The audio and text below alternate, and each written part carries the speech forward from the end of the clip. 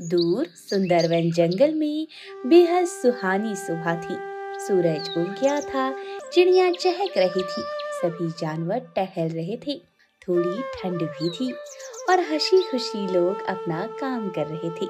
लेकिन जल्द ही बारिश के साथ ठंड और भी बढ़ने वाली थी, जिसके लिए सभी पशु पक्षी तैयार थे, क्योंकि उनके पास पैसे थे, सबके पक्के मकान बने थे। लेकिन सारे घरों के बीच एक बेचारी गरीब टूनी चिड़िया का घास का घोंसला बना था। चिड़िया अपना घोंसला छोड़ अपने बच्चे निक्कू को लेकर नदी किनारे बैठी हुई थी और सोच रही थी, मैं क्या करूं? अपने बच्चे के साथ कहाँ जाऊं? मेरे सर पर छत नहीं है, ना खाने को दाना। मेरा पति भी मर चुका है और ठंड का मौसम भी आ चुका है। चिड़िया ऐसा सोचती हुई राजू कबूतर के पास मदद के लिए जाती है। इतनी देर में बारिश भी शुरू हो जाती है। कबूतर अपने घर में बैठा था। चिड़िया कहती है, राजू भैया, मेरी मदद करें। मैं अपना पक्का घर बनाना चाहती हूँ। मेरे पास पैसे नहीं है। मेरा बच्चा और मैं बारिश और ठंड में मर जाएंगे। दया करें। कबूतर को चिड़िया पर दया आ जाती है। वह उसे कुछ पैसे दे देता है, लेकिन कहता है, चिड़िया बहन, मेरे को जल्द ही पैसे लौटा देना। मुझे भी अपना घर पक्का करना है।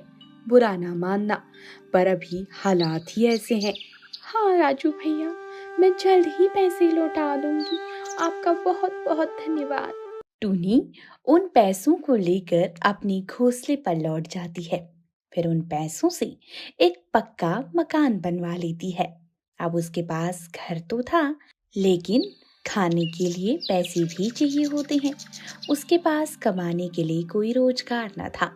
उसके बच्चे को इतनी भूख लग जाती है कि वो जंगल के और पक्षियों से कुछ खाने के लिए मांगने चला जाता है, जिससे देख चिड़िया रोने लगती है और कालू और गौरी से कुछ मांगने चली जाती है। चिड़िया कहती है, कालू भैया, मुझे माफ कर दे। मैं बहुत मजबूर हूँ। मुझे कुछ खाने को दे दे। मेरा बच्चा भूखा है, वो मर जाएगा। वो लोग उसे खाना मांग रहा है। हाँ हाँ चिड़िया बहन, तुम चिंता ना करो। ये लो कुछ चावल लेके जाओ। इतने में गौरी पीछे से आकर कालू को रोक देती है और मुंह चढ़ा कर बोलती है, ओए कालू, खाना क्या फ्री में बट रहा है? और तू चिड़िया, शर्म आती है थोड़ी सी भी? कभी घर बनवाने के लिए पैसे मांगने चली जाती है, कभी खाने के लिए भी भीख मांगती है। चल भाग यहाँ से। फिर टूनी अपने घर आकर बेहद उदास होकर बैठ जाती है। मैं क्या करूं? अपने भूखे सोए हुए बच्चे को ऐसे कैसे देखूं? इतना सोच ही रही थी कि कालू आ जाता है और कहता है, माफ करना चिड़िया बहन, गौरी सो छिप कर आया हूँ। ये लो थोड़ा सा आटा है, थोड़ी सब्जी, ये दोनों बनाकर खा लेना। मेरे से इतना ही हो सकता है। चिड़िया खुश होकर अपने बच्चे को भोजन बनाकर देती है। आज तो जैसे तैसे खाना मिल गया, लेकिन कल क्या होगा? अब कुछ ना कुछ करना ही होगा। फिर उसे एकदम से याद आता है कि वो तो बड़े अच्छे मोमोज बना सकती है। फिर वो आटे के मोमोज बनाने का सोचती है। वह मार्केट में जाकर चील से मोमोज के भाव पूछती है और बिक्री के बारे में भी पूछती है, और फिर मोमोज का ठेला लगाने का सोचती है और घर जाकर मोमोज बनाने के लिए तैयारियां शुरू करती है और एक पुरानी ठेले का भी बंदोबस्त कर बाजार में मोमोज बेचने लगती है। पहले तो उसकी दुकान में कोई नहीं आता, लेकिन फिर एक परदेशी पक्षी वहाँ आता है। बहना, मोमोज की प्लेट कितने की दे रही हो? टेस्टी तो है ना? हाँ भाई जी, एक बार खा कर तो देखे।